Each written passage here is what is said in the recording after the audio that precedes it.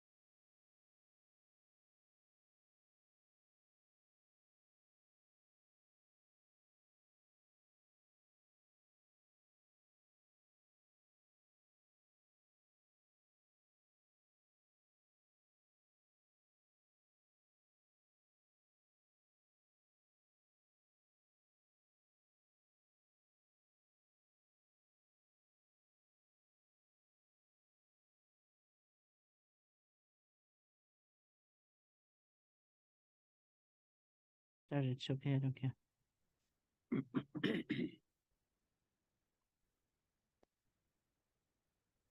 So he hasn't started yet. Well, not for 3 minutes.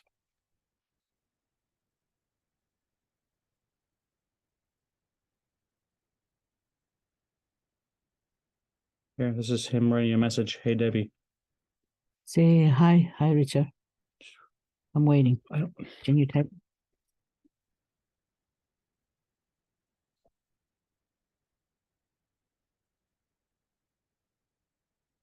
Oh, see, Right. he wants you to be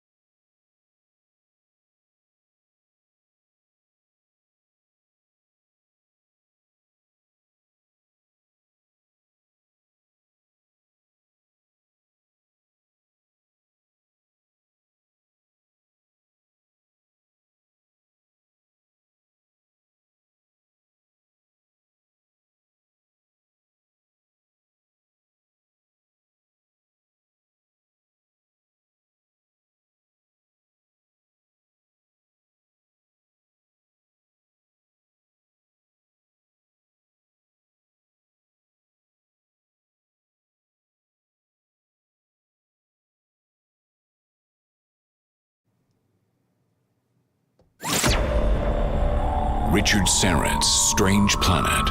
Following the truth wherever it leads.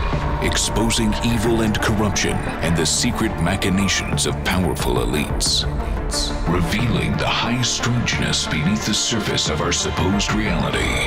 Coming to you from the Great White North and his studio beneath the stairs.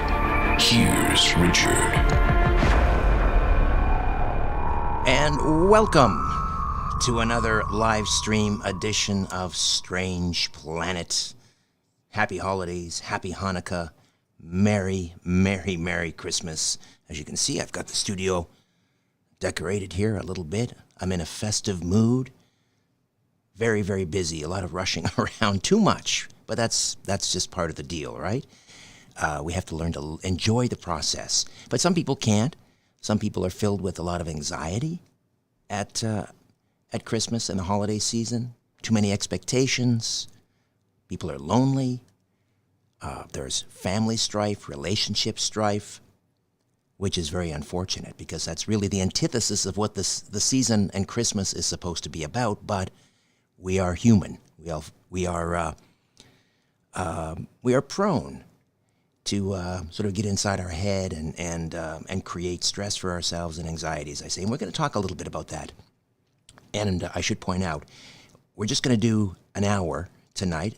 Please forgive me, but I'm just recovering from the flu. I don't know if you had a chance to listen to me on Coast to Coast last night and the night before.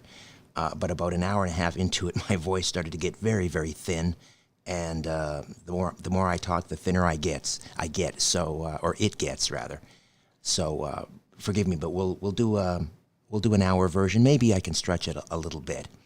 And welcome to everyone, of course, who's in the live chat. As always, please get your questions ready because we are going to talk with a good friend of the program, a good friend of mine. I've known her for, I would say, probably close to 10 years now. And let me just get where did my screen go here? There we are. Debbie Papadakis has been destined, or was destined to be a teacher, a healer, a therapist, a lifelong student of the human mind. And at a very young age, she carried a deep passion and curiosity about the human mind and human personalities. Her keen interest in the connection between the mind and body led to an intuitive decision to enroll in a 4-year spiritual psychotherapy program at the Transformational Art College in Toronto. Debbie then studied with influential individuals in the industry that helped mold her into the successful and reputable psychotherapist and hypnotherapist she is today. You can learn more at the website. Let me see if I can pull that up there. There we are, Hypno Healing Institute, hypno-healinginstitute.com here in Toronto. And also the author of The Relationship Code, Heal Your Wounded Heart. Debbie Papadakis, welcome. Hello, Richard. Hey, it's great to see you again. Good to see you. Can I just, the website is hypno-healing.com. I said institute.com, didn't I? Yes. Okay, let me repeat that because we want to make sure people can find you. Hypno-healing.com. Hypno-healing.com. So, how are you? It's been a while. Well, we spoke on Coast to Coast last month. Fantastic, thank you. Yeah, we spoke on Coast. Fantastic, and yeah, we were in the Coast to Coast. Coast was wonderful. We had a lot of incredible response, and I would like to say hi to you and to all of your listeners. And thank you for inviting me again today. So, it's an honor to be here. Oh, it's always a great pleasure to have you, Debbie. And I was talking about the stress and the anxiety that people have at Christmas. What do you say to clients if that's one of the issues that they're having at this time of year? Stress, anxiety. Well, we have to remember life is a journey, it's not a destination. And we'll do the best we can. And those stresses will come again and again. But the less expectations we have in life, the more relaxed we will be. and not we cannot strive perfection, and just take it easy and enjoy the journey. You mentioned a minute ago that there are too many stressors outside. The whole world is their internal world is coming up to the chaos, and we're all affecting each other, and we're all affected by each other, and we need to calm down. And if we have even 10% of people calm down, they're calming down the rest of the world. Do you have clients that just they don't know why, but they really don't like the holidays? They don't like Christmas? Yes, I have a lot of clients who they don't like Christmas because Christmas represents getting all together, feeling love, feeling acceptance, exchange of gifts and things like that. And some people, they going through suffering, and they lost people. Especially with this COVID, they don't have loved ones around them, and or they have a difficulty with themselves and everybody else. So they prefer not to get involved with Christmas or something like that. But I think life is we need to focus on the good stuff and the wonderful things that are happening, and focus into our loving self more than what things we need to do. We need to be instead of do. And once we accept in our being, all of a sudden life is going to be easy. And a lot of times, actually, as you know, I wrote the book on relationship coach. A lot of times we have in relationships, we bring in when there is a Christmas or birthdays or something like that. If people have issues with themselves and with all kinds of other issues, they coming up specifically in those special days more than other days. I mean, if you pay attention to, and I'm talking to everybody here, pay attention to what's happening every time you have in Christmas or New Year's or holidays or birthdays.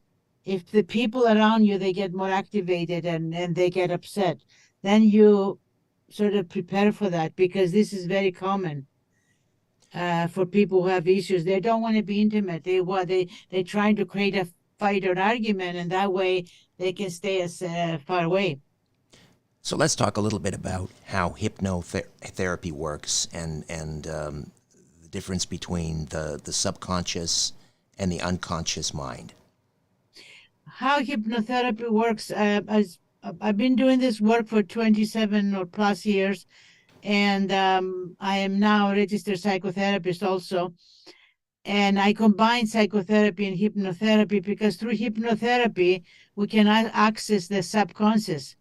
And the subconscious is activate the emotions. The conscious activates the thoughts.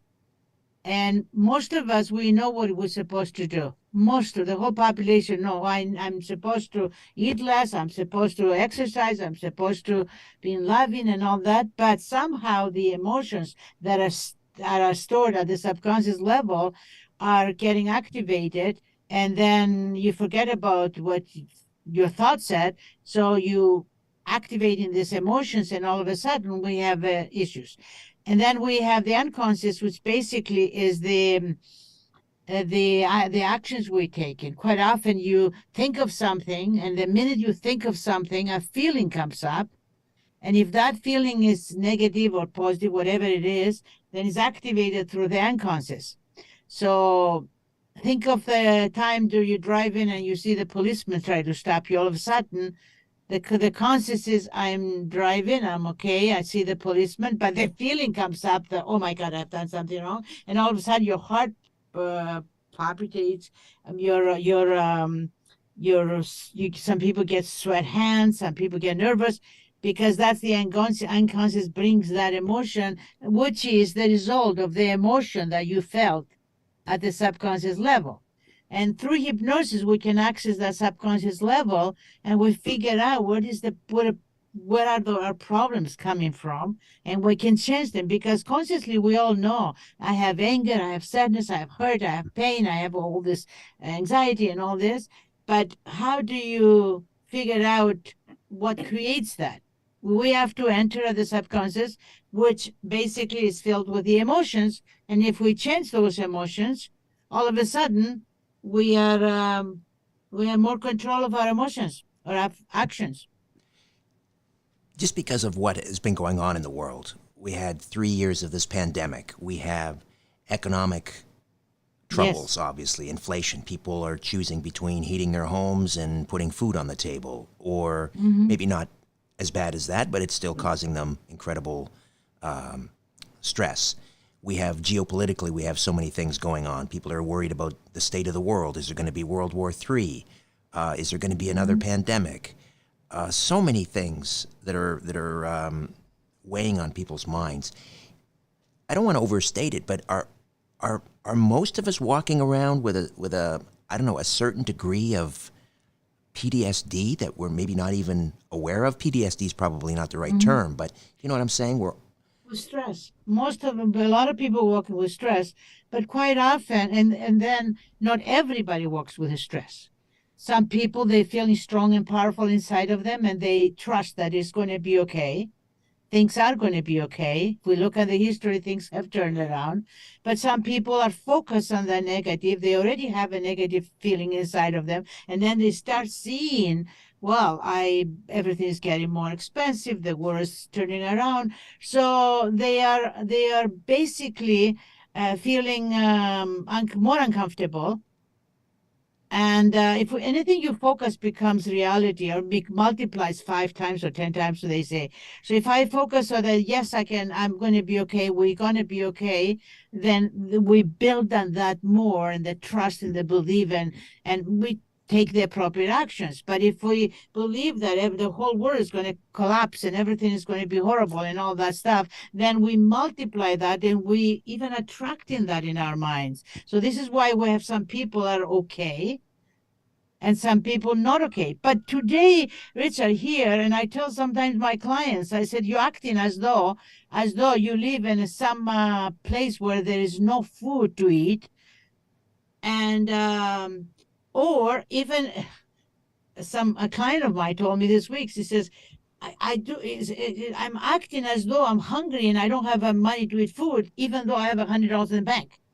So I don't see the $100 in the bank, but I do act as though I will never have food to eat. There is no food around.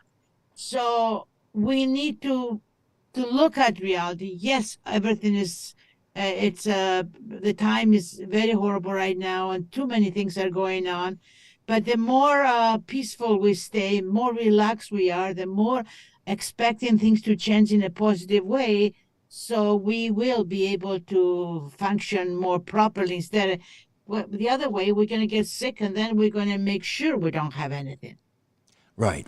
Well, some people don't have the same coping ability as others. So it's that old saying, you're making a mountain out of a molehill, but some people just, they can't help it. They, as you say, they get so worked up, and they get inside their head and they start thinking, okay, well, maybe things aren't bad now, but tomorrow it looks like things are going to be worse, and so forth. And then they multiply, and it's an easy trap to fall into.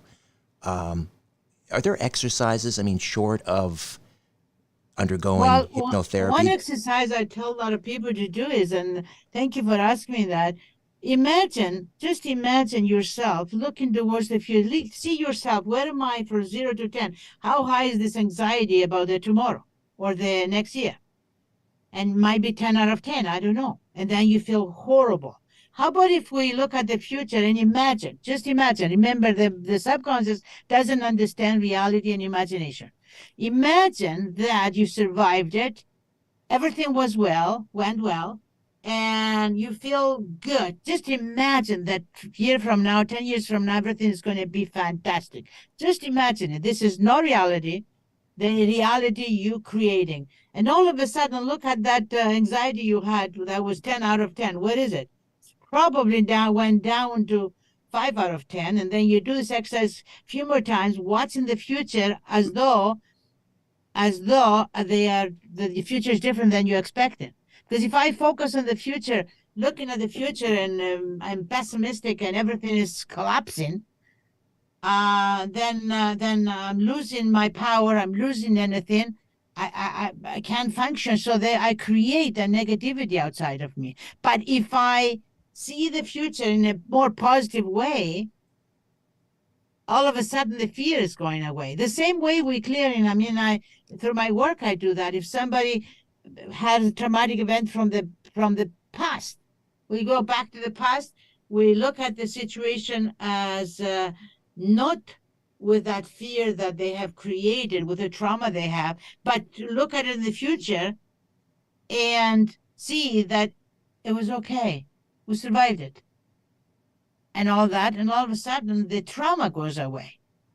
So a lot of people who feel negative, just imagine, please use your creative imagination and you create. I know it's a theory, but it works all the time. Look at the future as though it's great. Just for a little while, and then you taking those fears away. And if you do it many times, I tell you, the future is going to turn out to be okay. All of a sudden, your creativity opens up, or you start seeing possibilities. You start seeing some, I don't know, and all of a sudden you have a better future. You're creating your future. I personally think we created sometimes our future, even though there's so many areas in our lives that we don't have a control of it. But if we focus in the positivity versus negativity, we can change you can shift things towards positive. Right. We can, in a way, manifest our own reality. I believe in that very much so.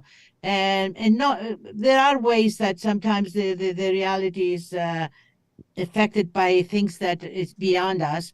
But in most cases, we're creating our own realities.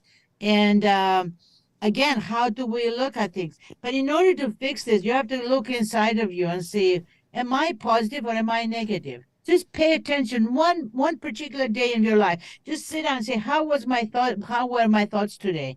Were positive or negative? Was I fearful, or I was feeling okay about it? And the minute you go into the positive state, Richard, and look at the future and say, things are going to be okay. And if you have a hard time doing that, look at the past. You survived some big traumas maybe before. We grew up from, a lot of us, we didn't have number of things, but we survived it. And through that surviving, Richard, we are learning all kinds of lessons. We become more creative. I mean, just let me give you another scenario. If you grew up in an environment that was everything perfect, and everything was given to you in a gold spot, what did you learn in life? Did you learn anything? Do you have stamina to deal with everything in life? No. Through the troubles we have, we're learning, and we become more powerful, and we become more creative, and we see different options, and all of a sudden we become more relaxed and more relaxed. Right. Struggle is important. Thank you. The natural inclination as parents is we want to do everything for our kids, and Yes. and we want to keep doing everything for our kids. We want to hold on to that because we enjoy doing it, and then it's hard for us to let go doing everything for our kids, but we're really doing them great harm, aren't we? Because Yes. If they can't problem solve, and they're just going to be adult children for the rest of their life. That's right, and we're taking their learnings away from them because we don't want them to struggle. Because we struggle most times we struggle in the past ourselves, and we don't want our children to struggle. If you didn't go to university, you want your kid to go to university, and you'll sell your house and you'll do that. But in reality, we're taking their learnings away. They need to learn the hard way, because we're all different people, and they have to learn their own ways. So, but it is very hard to let it go, and I see that all the time. And then, but there is another part of it. I see it all the time in my work. Is a lot of parents are having great expectation because they love the kids, and the kids only trying to help the parents by, I'm going to be a good student. I'm going to create this. I'm going to create. And then the next thing I know, it's a they're full of anxieties, they cannot function in life, and they give up and then start going, I'm not good enough, I'm too lazy, I'm disappointed in my parents, and then they go downwards. We need to let the children be, to learn themselves, and to stay away, watch them grow. But sometimes we have a hard time, and we most of the times we're doing it because we love them. We do it out of love. But I think Dr. Phil used to say, he used to say, you're taking your children's power away. You're taking their learnings. You're taking their learnings away. Right. Then he would say something like, "How's that working out for you?" Yes. That's my And we impression do of Dr. that, Phil. So we're all guilty on that, but I'm hoping more and more to learn in my old age. I don't know. How's that working out for you? Yeah. It's very. I remember talking to you one time about how we can be traumatized as children, or even just a crossword as a child, even when they're 2-3 years old, can affect their subconsciously, on a subconscious or an unconscious level. It can affect relationships, their relationship with money, their relationship with a spouse. Explain to me how it seems like we're so fragile that just we are so fragile because we don't have the stamina to fight back, especially children. And most of my clients, you take them back, because I do a lot of regression work. I take them back to the root cause of their issue. And where are you? I'm 3 years old and I'm feeling paralyzed. I'm feeling upset. I'm feeling whatever. And because what's happening, my parents are fighting. I hear that all the time. Well, when you're fighting with your partner, even your child's in the next door, even the child does not even hear you, they're feeling it. In the child's mind is the world's going to end up. What's going to happen to me? I'm going to die if this fight is going on. But in an adult, with the mind of the adult, we're just going to argue now, and we're going to talk after about something else, and it doesn't have a danger, but the child feels like that. I remember many years ago, I worked with a lady, and I will never forget that. She was taking my class, and she came very late in the class, and she's upset. She says, I'm so stupid, I'm so idiot, I'm this and that. And I said, what's happening? You see, I got lost again. I'm always get lost. And she's upset about being lost. And then she's using this horrible language towards herself. And I said, just sit down. And I hypnotized her. I said, go back the first time you felt I'm lost, I'm crazy, I'm stupid, I'm all these names she gave me. And she said, I am 3 years old in the zoo. The parents got lost in the zoo. And she and her siblings and the parents, they listened to the parents fighting and calling names to each other because they got lost. One blaming the other and using all these names. This person is more than 45 years old. And she's there stuck, 3 years old, listening to the parents fighting, but the child feels this is the end of the world. We're not going to be able to go home. We're going to die here. That's the understanding of a 3-4 year old. Right. If their parents are arguing, that means they must hate each other. That means they're going to break up. That means there'll be no one left to take care of me. That means my life is over. That's right. And I'm not going to have anybody. Or here we got lost, therefore there's no way to go home. Right. So that trauma stayed with her, and the confusion came in. Every time she had to go somewhere, she felt lost. She felt, I'm going to get lost. I cannot find the way. And then those words that she heard from the parents were coming up, and she had a hard time driving around. She had a hard time going. And I'm talking about 40+ years old person suffering because of this trauma. But again, I take it back and I say, okay, look at the future and see that you did not get lost. I mean, you got lost in the zoo, but you did not get lost in life. You found the home, you're okay, everybody's okay, you're safe. And after a few minutes, that trauma can be removed because the subconscious does not understand the difference between reality and imagination.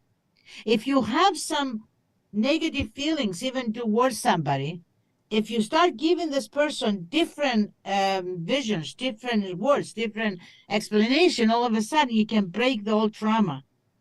And all of a sudden she can live a healthy life after that, and she doesn't have to drive around with fear and lost and uncomfortable feeling and so on. How do people react when you're able to take them back and pinpoint the exact moment that the trauma began and affected them? Yeah.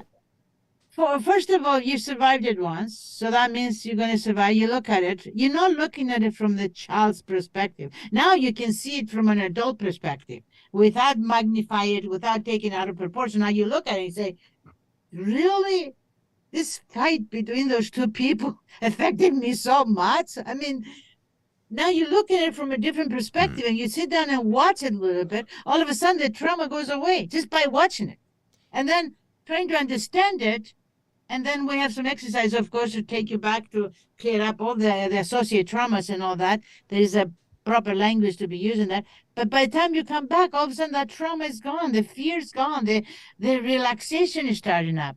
But most of the traumas that I see in my work, Richard, is the anger, the hurt, the pain towards the mother, the father, because they saw at the time they had their own issues, their own conflicts and so on. And now as a child you saw it differently, and now you carry that because their beliefs were made under that. If many often I would take somebody back and they say, nobody loves me because I'm alone. Where's your mother? Well, in the kitchen. She doesn't care for me. Meantime, has nothing to do with not loving her. But the misunderstanding can go into the child's mind, and the child feels, I'm not loved. Nobody cares. And if you start there, remember we all watched the Law of Attraction movie. Right. So The Secret or The something. Secret, yes. The same idea goes in every area in your life. If you feel yourself, I'm not lovable, I'm not loved, I'm whatever, all this negative, anything you have inside of you, your subconscious is looking for the same thing outside. And you're building, and you can go to a school and have a great teacher, and she's great for 10 things, but she's not great in 2 things. So you focus on those 2 things are negative because that's what you have inside of you. And you're looking in the world with a negative eye because that's what you relate. Anything you have inside of you, you're spreading it to the world, and you're looking for the same thing. That's the law of attraction. So, and then you create more and more and more negativity. And if we go back and clear those old trauma, clear it means look at it from a different perspective, and all of a sudden makes different sense for you. And all of a sudden that belief I'm not good enough that you developed when you were 2 years old and 5 years old, which is you created out of, as an adult, you see it and say, really, I did that? Because you can be 3 years old and your brother who is 5 doesn't want to play with you and told you, go away from me and my friends because you're too young for them. Now you believe I'm not good enough. And then you're building, you're looking for that in the world. And then we go around and creating all this negativity around us. That's all it takes. It's so surprised. It's so incredible to watch people going through all these processes and they come up and they say, Jesus Christ, is that what I created myself? And all it takes is one negative interaction when you were 2 years old, and that can really, it set the trajectory of the rest of your life if you don't do something about it. Yes, but also can take one moment of your life to create positive. Right. Positive impact, to have a positive impact in your life. If we love our children, if we tell them that we love them, we support them, and if we, all of a sudden, they also remember that. And they have a positive outlook in life. When you do a regression, not a past life regression, but just a regression within the current life, trying to find the source of the trauma. Can it go back to the womb? Many times, many times. Go back to the womb and what's happening? I feel stress. I feel anxiety. Whose stress is it? Yours or your mother's? My mother's. And what is she stressed about? Oh my God, they're arguing with my father. My mother feels afraid about whatever. Most of the time, she's pregnant. She's afraid of her what's going to happen to the child, and that fear goes into the child. I've always said one day I'm going to have enough time, which I got. The more time passes, the less time I have to do anything. But because I'm too busy like crazy. But I would like to write a book on that, how we're affected by the situations that happen in our mothers when we're in the womb, and what we're feeling and what you're experiencing. And that's just incredible. But yes, we go and change the whole situation the same, similar, different ways. But anyways, we change that, and all of a sudden people get more feeling stronger and more powerful. And if your parents are fighting about money, then what your subconscious says, I don't want to have anything to do with money because I do not want this argument. I don't want the negative feelings. Well, guess what? Now you grow up and you want to have money, and then the more you want, the more you're pushing it, the more the money goes away from you. So it's very interesting how our beliefs affecting our emotions, and how our emotions affecting our conscious, our behaviors, our thoughts, our messages we send outside, and what message do we give to the world, and what kind of message is coming back to us. But I do believe we can create our life in a lot of ways, and because I'm doing this work for so many years, I see it all the time. And by changing your beliefs and emotion, and there's negative situations happen at the time we were young, and we can look at them, and we can look at the situation wasn't all about us. It was about the stressful life those people had. Debbie Papadakis, registered psychotherapist, hypnotherapist, hypno-healing.com, hypno-healing.com, the Hypno Healing Institute in the West End of Toronto. Generational trauma.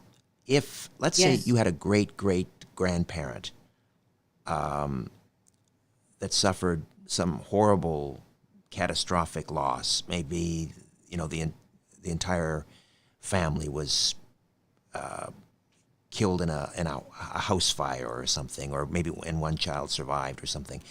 Does that trauma from a previous generation, like 3-4 generations later, can that be passed on to somebody, and they don't know, they don't understand, why they have anxiety, but it's because of what happened generations earlier? Yes, and yes, and yes. The point is here, we go back, and doesn't have to be a fire in the house, can be generations and generations.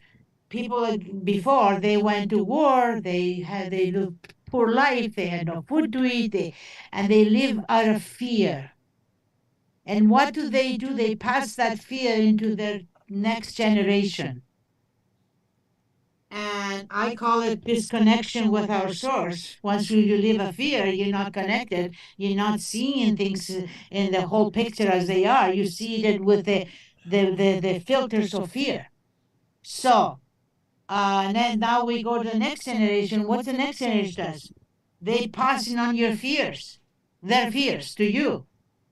So once the fears are passed from generation to generation, and then by the next few generations, we have a group of people who are full of fears. But if I do a lot of work on that. I just go back and see that, just look at how much your whole generation were affected by this traumas. And I tell you, I don't care what some generations, some cultures will suffer more than others, but all of us, we had wars. If you go 5-10 generations before, all of us, we experienced, our ancestors experienced some trauma about hunger, about famine, about wars, persecution. about all kinds of cities. I mean, people 200, 300, 500 years ago, they lived in very poor life. So we still carry that because they passing it through emotions. They passing that fear. They trying to overprotect you. And they say, don't do this, don't do this. So what happened to you? You become more fearful, and then you're doing the same thing to your children until we finally break all that and see how much we are suffering because we're carrying that old fear. I think in my book I had a little story who says that somebody made a cake and make half a cake, and they said, "Why did you make a half a cake?" Because my mother used to make half a cake, and then you go back and say, "My grandmother made a half a cake," and they went to the first person, and the first person said, "I only had a little bit of flour. I didn't have enough flour, so that's why I made half a cake." But that has become many generations later the norm. But we can go back and look at it and see that we lived in a different world. These people deep inside, they loved us. They tried to overprotect us because they loved us. But their fear was so great that now this fear we carry, walk around with being fearful in the world, and that is not healthy. So if we go back and see how much have we lost by living a life with fear.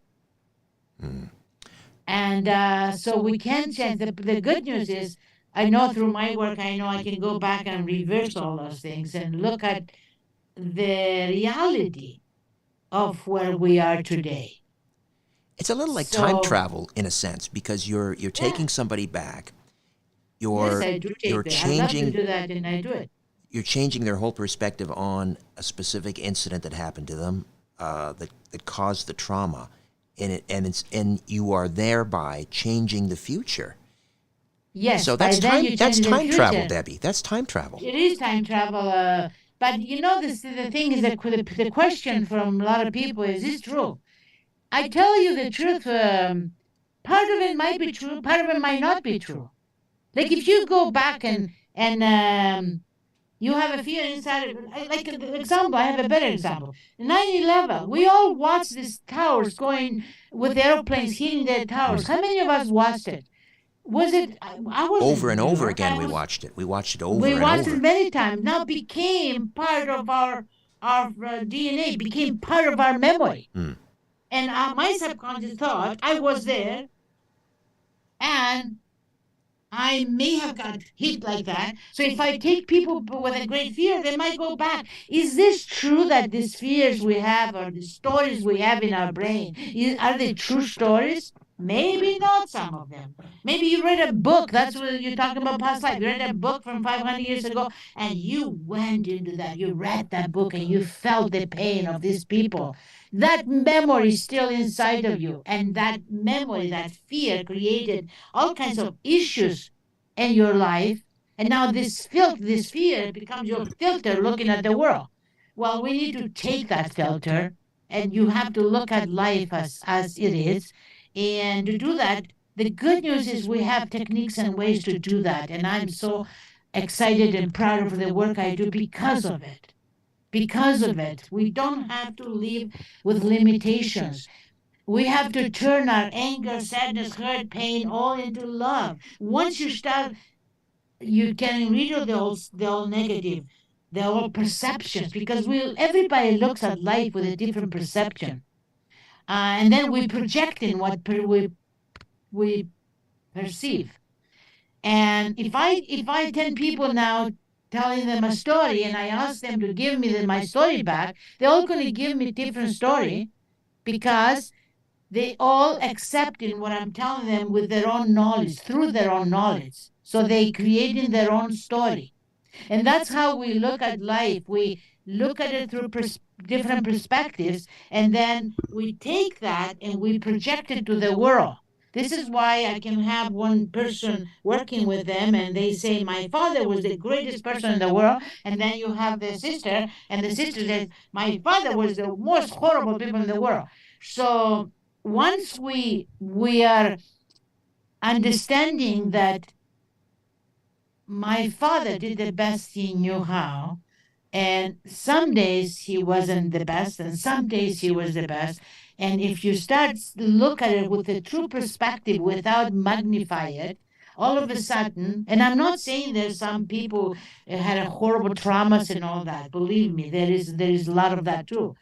But if we look at it again, if we see that, we have to look at them from maybe they were sick, maybe they, I don't know, because we can forgive. Forgiveness is the answer to a lot of sicknesses. Forgiveness is the answer to a lot of feeling good about yourself. Once you forgive people, you let them go, all of a sudden you become free and you become stronger.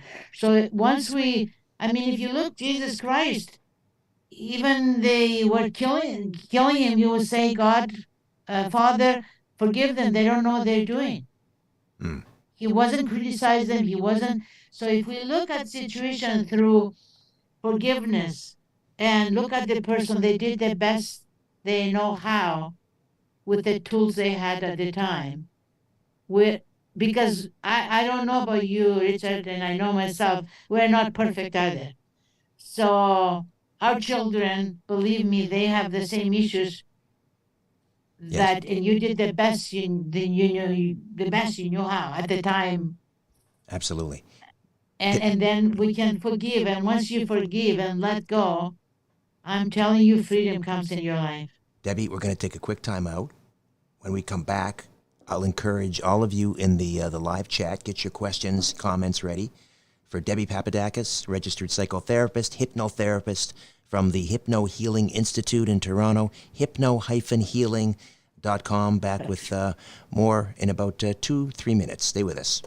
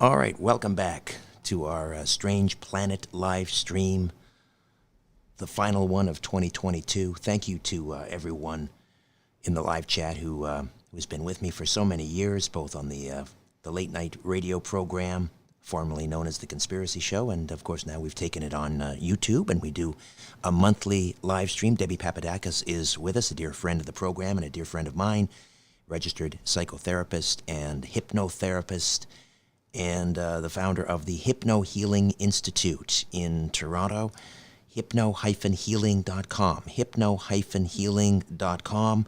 We're going to dive into the live chat questions in a moment, Debbie, but just take a few moments and tell people, are there classes coming up? Because you want to churn out as many qualified Yes. hypnotherapists as you can, right? To change the world. That's So right. tell me about the workshops. Thank you, Richard. So I'm teaching hypnosis classes actually right now we're teaching the 95th class. 95 times the same class. Wow. Plus we have the master class and we have the past life class and the number of classes. But the major classes, it's basically 14 weeks, Wednesdays from 2 to 6 online. And yes, the classes are incredible, life transforming. Everybody's loving them, but also can help you to become a hypnotherapist yourself or consulting hypnotist. And so I teach them 3 times a year. And then we have also we do therapy, personal therapy, because I'm a psychotherapist. Most of my work is covered under medical insurance, and but I also wanted to, if somebody wants to practice or to experience hypnosis, they can email me at debbie@hypno-healing.com, and I'll send you an MP3 for free. We'll be happy to send you, but you have to email us and debbie@hypno-healing.com, and I'll send you a CD that it's not CD, is MP3. An MP3, right. Yes, and we'll be happy to do so. What does that But do? we're going to be closed for